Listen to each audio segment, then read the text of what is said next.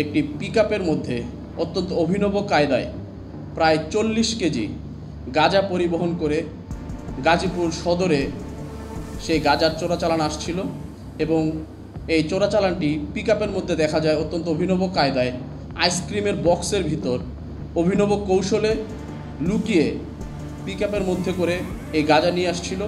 3 জন আসামিকে গ্রেফতার করতে সক্ষম হয়। তারা নিয়মিত অভিনব কায়দায় মাদকদ্রব্য চোরাচালান করে আসছিল, যে তারা এর আগে কখনো গ্রেফতার হয়নি, এবারই প্রথম তারা আমাদের মাধ্যমে গ্রেফতার হয়েছে।